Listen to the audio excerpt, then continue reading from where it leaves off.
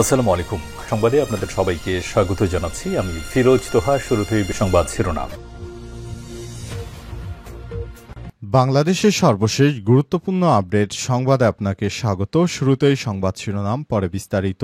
প্রথমে জানাবো আমাদের হাতে থাকা সর্বশেষ গুরুত্বপূর্ণ সবথেকে তাজা আপডেট সংবাদ। খাগড়াছড়িতে সেনাবাহিনীর গাড়িতে হামলা ভাঙচুর। খাগড়াছড়িতে মারমা স্কুল ছাত্রীকে ধর্ষণের বিচারের দাবিতে এবং পাহাড়ে যুব নারী নিপীড়নের বিরুদ্ধে বিক্ষোভ সমাবেশ করেছে যুগ্ম ছাত্র জনতার সময় ঘণ্টাব্যাপী সড়ক অবরোধ করে রাখেন তারা। বিক্ষোভকারীরা সেনাবাহিনীর একটি টহল গাড়িতে হামলা ও ভাঙচুর চালায়। এরপর জানাবো জাতিসংঘের অধিবেশনে বাংলায় ভাষণ দিচ্ছেন প্রধান উপদেষ্টা। জাতিসংঘ সাধারণ পরিষদের ইউএনজি এর ৮০তম অধিবেশনে বাংলায় ভাষণ দিচ্ছেন অন্তর্বর্তীকালীন সরকারের প্রধান উপদেষ্টা অধ্যাপক ড মোহাম্মদ ইউনূস। রাত ৯:৩০টার দিকে তিনি বাংলায় ভাষণ শুরু করেন। প্রধান উপদেষ্টা তার ভাষণে অন্তর্বর্তীকালীন সরকারে নেওয়া সংস্কার কার্যক্রম ২০২৪ সালের জুলাই মাসে গণ অভ্যুত্থানের আকাঙ্ক্ষা ২০২৬ সালের ফেব্রুয়ারিতে অবাধ ও সুষ্ঠু নির্বাচন আয়োজনের অঙ্গীকার, জুলাই হত্যাকাণ্ডের বিচার এবং রোহিঙ্গা সংকটের বিষয় তুলে ধরেছেন। এদিকে দেশ ছাড়ার সময় বিমানবন্দরে আটকে দেয়া হল সোহেল তাজকে। সাবেক স্বরাষ্ট্র প্রতিমন্ত্রী সোহেল তাজকে যুক্তরাষ্ট্রে যাওয়ার পথে হজরত শাহজালাল আন্তর্জাতিক বিমানবন্দরে আটকে দেয়া হয়েছে। আজ তার বোন সংবাদ সম্মেলনে বিষয়টি জানিয়েছেন। তিনি বলেন, আমার ভাইকে বিদেশে যাওয়ার পথে তাকে আটকে দেয়া হয়েছে। তিনি ভ্রমণ ভিসায় যুক্তরাষ্ট্রে যাওয়ার কথা ছিল। এবারে জানাবো ডাকসু নির্বাচনে অনিয়মের অভিযোগ, প্রশাসনের বক্তব্য, ছাত্র দলের ক্ষোভ। ঢাকা বিশ্ববিদ্যালয় কেন্দ্রীয় ছাত্র সংসদ ডাকসু এবং হল সংসদ নির্বাচন ঘিরে উত্থাপিত বিভিন্ন অনিয়ম ও অসঙ্গতি এবং অভিযোগের বিষয়ে বিশ্ববিদ্যালয় প্রশাসন যে বিবৃতি দিয়েছে তাতে অসন্তোষ ও ক্ষোভ প্রকাশ করেছে বিএনপি। ছাত্রদল বলছে তারা নাকি এই নির্বাচনে জয়লাভ করেছে, প্রশাসন তাদেরকে জিততে দেয়নি, তাই তারা এই নির্বাচন মানবে না। এবং সর্বশেষ জানাবো বিনা খরচে পিয়ার পদ্ধতি বোঝানোর প্রশিক্ষণ দিতে প্রস্তুত জামাত ইসলাম। আগামী ত্রয়োদশ জাতীয় সংসদ নির্বাচন হবে জুলাই সনদভিত্তিক ও পিয়ার পদ্ধতিতে। যারা বলেন আমরা পিয়ার পদ্ধতি বুঝি না, আমরা তাদের বিনা খরচে প্রশিক্ষণের মাধ্যমে এই পদ্ধতি শিখাতে প্রস্তুত বলে মন্তব্য করেছেন বাংলাদেশ জামাত ইসলামের কেন্দ্রীয় মজলিসের শূরা সদস্য চাঁদপুর জেলা জামাতের আমির মাওলানা বিল্লাল হোসেন মিয়াজি। শহরের বাস স্ট্যান্ড এলাকায় জেলা জামাতের উদ্যোগে কেন্দ্রীয় কর্মসূচির অংশ হিসেবে ৫ দফা দাবিতে বিক্ষোভ সমাবেশে সভাপতির বক্তব্যে তিনি এসব কথা বলেছেন। প্রিয় দর্শক, এতক্ষণ শুনছিলেন সংবাদ শিরোনাম, এবারে বিস্তারিত। তবে তার আগে বন্ধুরা অনুরোধ থাকবে এই সংবাদটিতে একটি লাইক দিন। এই চ্যানেলে আপনি নতুন হয়ে থাকলে আমাদের সংবাদটি দেখতে দেখতে চ্যানেলটি সাবস্ক্রাইব করে রাখুন। কমেন্ট করে বন্ধুরা আপনার মূল্যবান মতামত জানিয়ে দিন আপনি বিশ্বের কোন দেশ থেকে বা বাংলাদেশের কোন স্থান থেকে আমাদের সংবাদটি দেখছেন এবং শুনছেন। আর বন্ধুরা, এই সংবাদটি আপনার সোশ্যাল মিডিয়া ফেসবুকে শেয়ার করে বন্ধুদেরও দেখার সুযোগ করে দিন। এবারে বিস্তারিত। খাগড়াছড়িতে সেনাবাহিনীর গাড়িতে হামলা ভাঙচুর। খাগড়াছড়িতে মারমা স্কুল ছাত্রীকে ধর্ষণের বিচারের দাবিতে পাহাড়ে যুব নারী নিপীড়নের বিরুদ্ধে বিক্ষোভ সমাবেশ করেছে যুব ছাত্র জনতার সময় ঘণ্টাব্যাপী সড়ক অবরোধ করে রাখেন তারা। বিক্ষোভকারীরা সেনাবাহিনীর একটি টহল গাড়িতে হামলা ও ভাঙচুর চালায়। শুক্রবার বেলা ১১টার দিকে সংগঠনটির আয়োজনে খাগড়াছড়ি সরকারি কলেজে বিক্ষোভকারীরা জমায়েত হন। পরে মিছিল বের করে শহরের গুরুত্বপূর্ণ সড়ক প্রদক্ষিণ করে চেঙ্গি স্কয়ারে গিয়ে বিক্ষোভ সমাবেশ করেন। এ সময় বক্তব্য রাখেন যুগ্ম ছাত্র জনতার প্রতিনিধি ক্রিয়া পয়েন্ট ত্রিপুরা কবিতা চাকমা এবং আকাশ ত্রিপুরা ইকুনো মারমা। এ সময় বক্তারা বলেন, পাহাড়ে নারী ধর্ষণের বিচার না হওয়ার কারণে অপরাধীরা বারবার পার পেয়ে যেতে চায়, যার কারণে এই ঘটনা বারবার ঘটতে থাকে। তারা ধর্ষকদের গ্রেপ্তার করে দৃষ্টান্তমূলক শাস্তির দাবি করেছেন। উল্লেখ্য, গত মঙ্গলবার সন্ধ্যায় প্রাইভেট পড়া শেষে বাড়ি ফেরার পথে ৮ম শ্রেণীর ছাত্রীকে সংঘবদ্ধ ধর্ষণ করা হয়। ঘটনায় ভিকটিমের বাবা অজ্ঞাত ৩ জনকে আসামি করে খাগড়াছড়ি সদর থানায় একটি মামলা দায়ের করেন। খাগড়াছড়ি সদর থানার ভারপ্রাপ্ত কর্মকর্তা আব্দুল বাতেন মিধা জানান, এই ঘটনায় সেনাবাহিনীর সহযোগিতায় সয়নশীল নামের একজনকে আটক করা হয়। সন্দেহভাজন অভিযুক্ত যুবককে 6 দিনের রিমান্ড মঞ্জুর করে চিফ জুডিশিয়াল ম্যাজিস্ট্রেট আদালতের বিচারক। গত বৃহস্পতিবার ধর্ষণের প্রতিবাদ ও অপরাধীদের গ্রেপ্তারের দাবিতে আদাবেলা সড়ক অবরোধ করে যুগ্ম ছাত্র জনতা। এরপরই এই ধরনের সমস্যা তৈরি হয়েছে।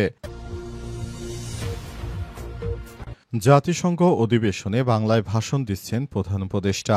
জাতিসংঘের সাধারণ পরিষদে ইউএনজিএ ৮০তম অধিবেশনে ভাষণ দিচ্ছেন প্রধান উপদেষ্টা অধ্যাপক ড মোহাম্মদ ইউনূস। শুক্রবার ২৬শে সেপ্টেম্বর রাত ৯:৩০টার দিকে বাংলায় ভাষণ শুরু করেন তিনি। প্রধান উপদেষ্টা তার ভাষণে অন্তর্বর্তীকালীন সরকারের নেওয়া সংস্কার কার্যক্রম, ২০২৪ সালের জুলাই মাসের গণঅভ্যুত্থানের আকাঙ্ক্ষা, ২০২৬ সালের ফেব্রুয়ারিতে অবাধ ও সুষ্ঠু নির্বাচন আয়োজনে অঙ্গীকার, জুলাই হত্যাকাণ্ডের বিচার এবং রোহিঙ্গা সংকট এর বিষয়ে তুলে ধরবেন বলে আশা করা হচ্ছে। এদিকে প্রধান উপদেষ্টার প্রেস সচিব শফিকুল আলম বৃহস্পতিবার এক ব্রিফিংয়ে জানান, ড ইউনূস গত ১৪ মাসে অন্তর্বর্তীকালীন সরকারের সংস্কার কার্যক্রম এবং দেশের অর্থনৈতিক পুনরুদ্ধারের অগ্রগতি সম্পর্কে বিশ্ব সম্প্রদায়কে জানাবেন। তিনি আরও বলেন, গণতান্ত্রিক উত্তরণ নিশ্চিত করতে সরকারে নেওয়া উদ্যোগ ভাষণে গুরুত্ব পাবে। প্রেস সচিবের ভাষায় মূল বার্তাটি হবে, বিশ্ববাসীর কাছে প্রধান উপদেষ্টা তুলে ধরবেন আগামী বছরের ১৫ই ফেব্রুয়ারির মধ্যে জাতীয় নির্বাচন অনুষ্ঠিত হবে। নির্বাচনটি হবে অবাধ, সুষ্ঠু ও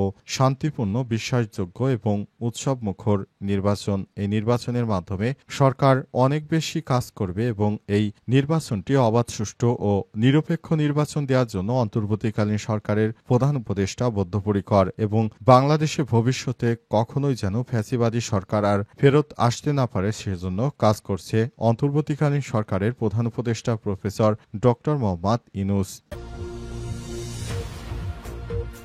দেশ ছাড়ার সময় বিমানবন্দরে আটকে দেয়া হল সোহেল তাজকে। সাবেক স্বরাষ্ট্র প্রতিমন্ত্রী সোহেল তাজকে যুক্তরাষ্ট্রে যাওয়ার পথে হজরত শাহজালাল আন্তর্জাতিক বিমানবন্দরে আটকে দেয়া হয়েছে।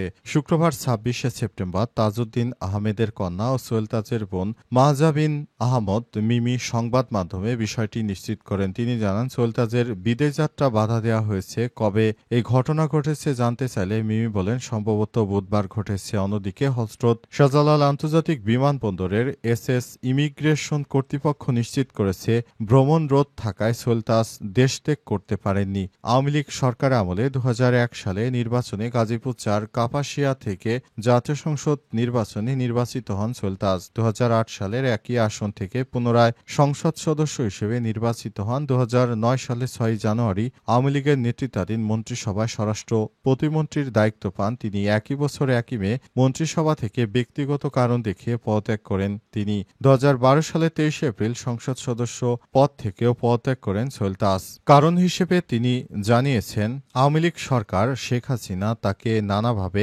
হ্যারাসমেন্ট করেছে, এজন্য তিনি তার পদ থেকে পদত্যাগ করেছেন। তিনি নাকি তার দায়িত্ব থেকে মানুষের সঙ্গে ইনসাফ করতে পারছিলেন না, এ কারণে তিনি অবশেষে পদত্যাগ করতে বাধ্য হয়েছেন। বিভিন্ন গণমাধ্যমে একটি বিষয় নিয়ে তিনি বারবার কথা বলেছেন এবং অবশেষে জানিয়েছেন। ডাকসু নির্বাচনে অনিয়মের অভিযোগ, প্রশাসনের বক্তব্য, ছাত্রদলের ক্ষোভ। ঢাকা বিশ্ববিদ্যালয় কেন্দ্রীয় ছাত্র সংসদ ডাকসু এবং হল সংসদ নির্বাচন ঘিরে উত্থাপিত বিভিন্ন অনিয়ম, অসঙ্গতি অভিযোগের বিষয়ে বিশ্ববিদ্যালয় প্রশাসন যে বিবৃতি দিয়েছে তাতে অসন্তোষ ও ক্ষোভ প্রকাশ করেছে বাংলাদেশ জাতীয়তাবাদী ছাত্রদল ঢাকা বিশ্ববিদ্যালয় শাখা। গত ২৪শে সেপ্টেম্বর বিশ্ববিদ্যালয় জনসংযোগ দপ্তরের উপপরিচালক ফখরুল মাহমুদ স্বাক্ষরিত এক বিবৃতিতে প্রার্থীদের অভিযোগকে অনির্দিষ্ট ও সারবত্তাহীন বলে উল্লেখ করা হয়। জানিয়ে ছাত্রদল তীব্র আপত্তি জানিয়েছে। ছাত্রদলের দপ্তর সম্পাদক মল্লিক ওয়াসিউদ্দিন তামি স্বাক্ষরিত এক প্রেস বিজ্ঞপ্তিতে বলা হয়, প্রার্থীদের পক্ষ থেকে উত্থাপিত ১১টি নির্দিষ্ট অভিযোগ এবং আবেদনপত্রের বিষয়ে বিশ্ববিদ্যালয় প্রশাসন যথাযথ বিশ্লেষণ ও পরীক্ষা নিরীক্ষা না করে এই বিবৃতি প্রকাশ করে। বিশেষ করে হাজী মোহাম্মদ মহসিন হল, সলিমুল্লাহ মুসলিম হল এবং শহীদ সার্জেন্ট জহুরুল হক হলে কেন্দ্রের সুনির্দিষ্ট বুথের সিসিটিভি ফুটেজ পর্যালোচনার জন্য প্রার্থীদের আবেদনকে প্রশাসন অনির্দিষ্ট বলে অভিহিত করেছে। ছাত্রদলের অভিযোগ, হাজী মোহাম্মদ মহসিন হল, সলিমুল্লাহ মুসলিম হল এবং শহীদ সার্জেন্ট জহুরুল হক হলের নির্দিষ্ট বুথের সিসিটিভি ফুটেজ পর্যালোচনার আবেদন থাকা সত্ত্বেও বিশ্ববিদ্যালয় প্রশাসন সেটিকে অনির্দিষ্ট বলেছে। তারা আরও দাবি করেন, ভোটার উপস্থিতি নিয়ে যে সন্দেহ তৈরি হয়েছে তা সম্পূর্ণ সিসিটিভি ফুটেজ বিশ্লেষণ ছাড়া নিরসন সম্ভব নয়।